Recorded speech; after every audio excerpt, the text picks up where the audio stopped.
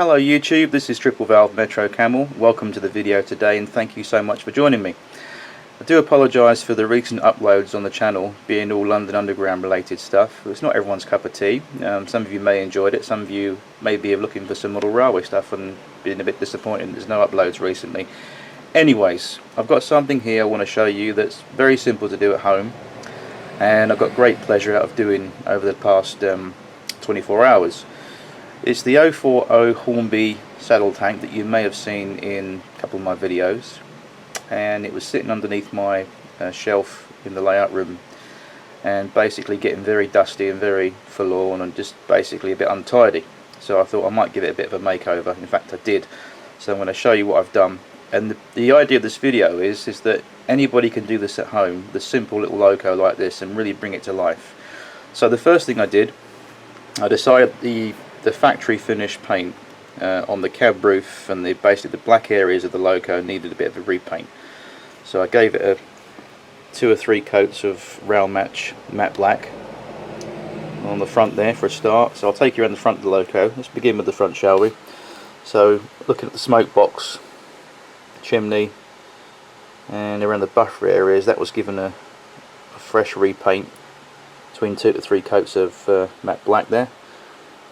Added a little bit of detail on the hinges on the smoke box door, painted those silver as with the buffers on the front. I've also added a vacuum pipe, as you can see there on the front. This doesn't come with a vacuum pipe. It's a standard 040 die-cast chassis. It doesn't have no detail whatsoever apart from the rivets. So I put a vacuum pipe on there, and moving around on top of the loco where the water cap is, I just very lightly, the hinges there, you might be able to see that or not, but the hinges on the water cap there, if the sun doesn't get in the way, I just dusted over a little bit of tiny bit of black on there, very faint image of grime on the hinge caps there. And moving down towards the overall chassis, I actually painted all this area here black as well. So the whole loco chassis was given 2 or 3 coats of matte black just to highlight the die-cast detail there a little bit. Also put some real coal in the coal bunkers either side of the cab there, one there and some on there, super glued in place. That's real coal. But the exciting part is the cab detail that I've decided to do.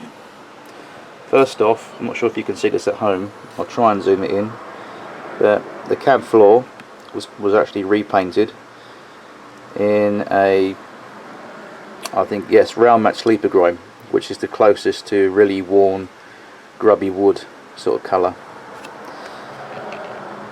It's got a footplate crew, which you can see here, courtesy of Bachmann, these little figures in there.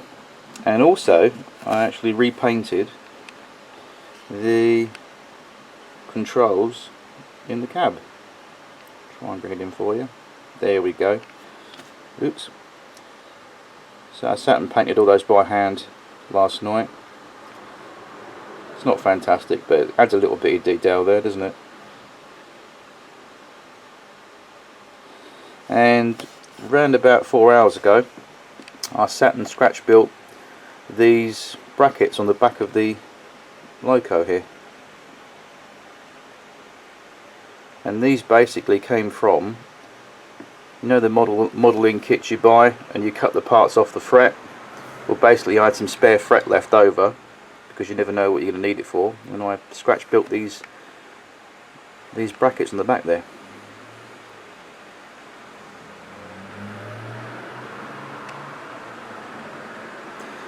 And once they're in place, I just painted over the white material in black paint.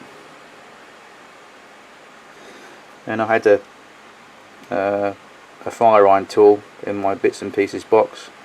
Stuck that on the back there. Gave it some rail match sleeper grime and dark rust paint. Then flicked it over with a little bit of the black paint on top, just to kind of weather it a little bit, if you get the idea. And there we go.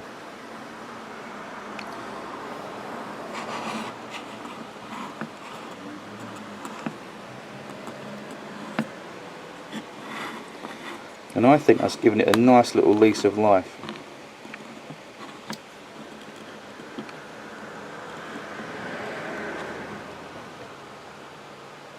So that's something you can do at home.